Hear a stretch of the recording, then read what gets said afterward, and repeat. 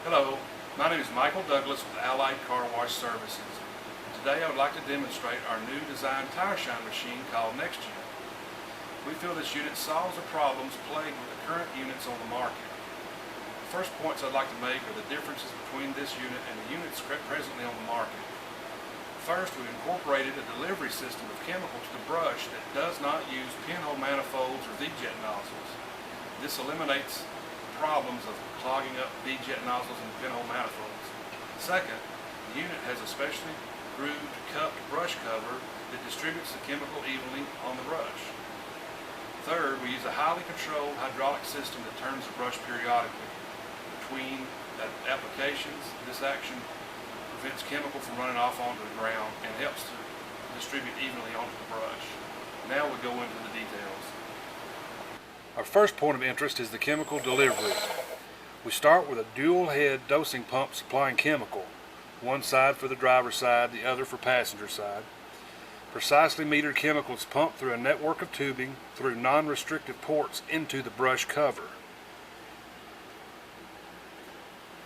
Of course, we only have one side set up for demonstration here, which happens to be the driver's side, of course. Trying to give some angled pictures of the entry ports.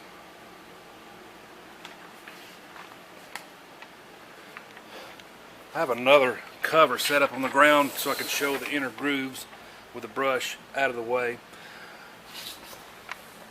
Okay, the chemical travels down the grooves formed into the cover in a diagonal route toward the lower part of the cover. As the brush rotates, it wicks up the chemical. There's also a reverse set of grooves that helps to evenly distribute the chemical.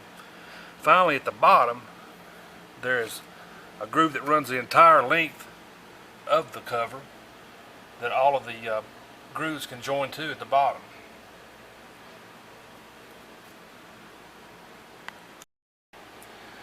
Our next point of interest is the brush control. The brush control uses an HMI, which is a human-machine interface, which you're seeing right now, with a PLC, which is this unit here, and a variable frequency drive. All of these are used to precisely control the brush. The object is to partially rotate the brush periodically between applications. This action, as showing here, if it'll do it, this action prevents runoff from the brush and assists in even distribution. This control system also gives us speed controls on the brush to suit all needs.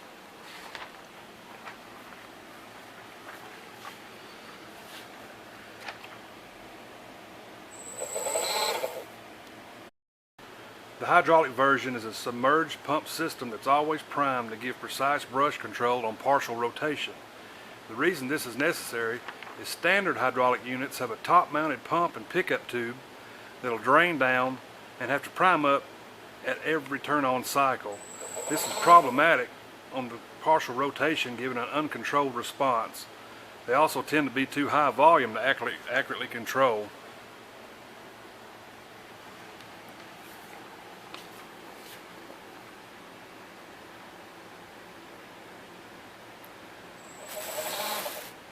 HMI functions. These are all the user functions that control the machine. First off, we have the handoff auto switch, which is unlike or just the same as most all handoff autos that are mechanical.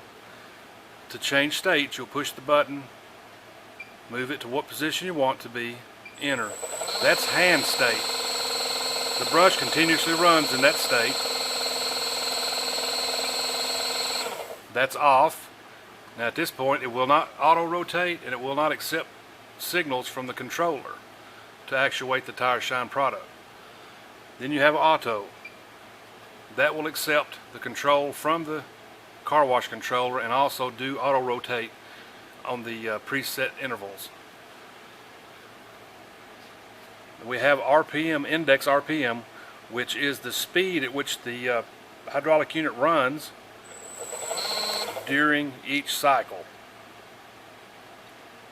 We have the index delay, that's the period between each one. Normally we have these set at about 1.2 minutes or something of that nature, but this is just for demonstration to show it more active. Then we have an index time. That's how long the pump runs to make the partial rotation. These three set, what you want to try to do is to make it turn a little over 90 degrees at least every minute and a half, something of that nature. With the bottom set is the auto run speed. That's what speed it runs when it's actually putting chemical on the car. We've got manual RPM also, which is when you have it in the hand speed. Then we can change our speed here.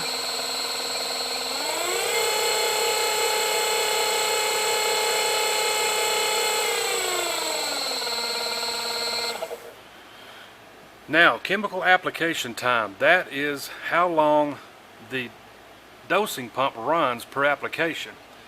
Ideally, the way we do this is set the pumps on 2.5 and change your time to amount how much you want. We generally do it 6.5 seconds. That gives about 3/4 of an ounce per car.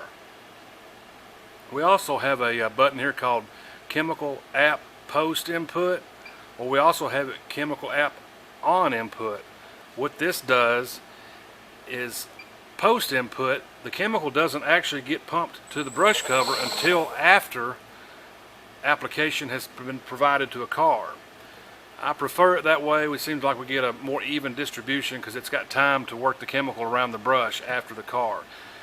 I don't think it's a whole lot of difference either way, but I usually keep it on post. We also have a chemical page here. You got your application time, which is the same button as the one on the front page. Now we also have a prime cycle. These three here configure the prime cycle settings.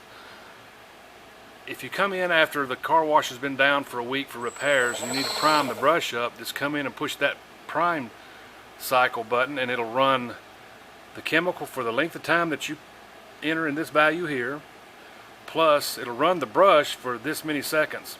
Those are all userable, adjustable. I can change any of these to what I want to. We have here a cycle, number of cycles, which is a counter. It just tells you how many applications has been done since the last reset.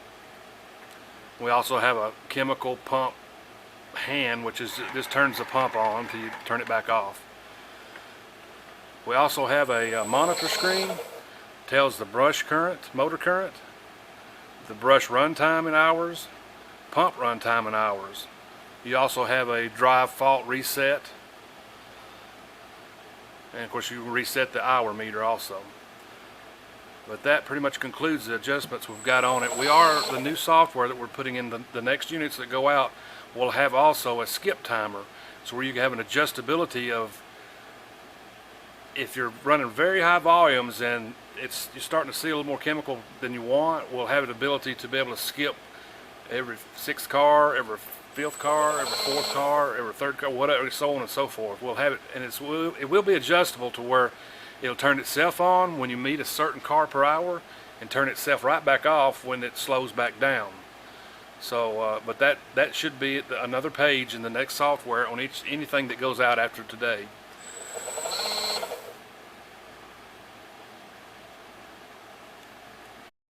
The retract system consists of just a simple FRL, filter, lubricator, regulator, and then we go to a 4-way valve block. And we've got 2 on this, and most all that go out will have 2 on it. One is for redundancy. You can pull the tubing out of the one that's operable, put them in the other one, and move the coil over, and it gives you a redundancy if you ever have a valve sticks. It's just the way we decided to build it, with that as being a redundant system. Then you have individual regulators for your driver's side and passenger side on the retract. Simple as that. The one thing that we'd like to see is to make sure that the back support for the brush is level. We need to use a level on it though, because you cannot guarantee that the concrete floor is going to be straight. So prefer to use a level to make sure that the frame is mounted level. And we do add these adjustment devices to level it. You just loosen the 4 nuts on the U-bolts and tighten or loosen that as needed. The air cylinder, one of the reasons we like this design is it has a linear push to actuate the brush itself. It gives more even distribution on the tires. Some of the other designs have an air cylinder that takes the place of this shock, and it's around the bearing, and the geometry of that, it'll actually push harder on smaller tires and less hard on bigger tires, which is not really good. You'd rather have it the other way around.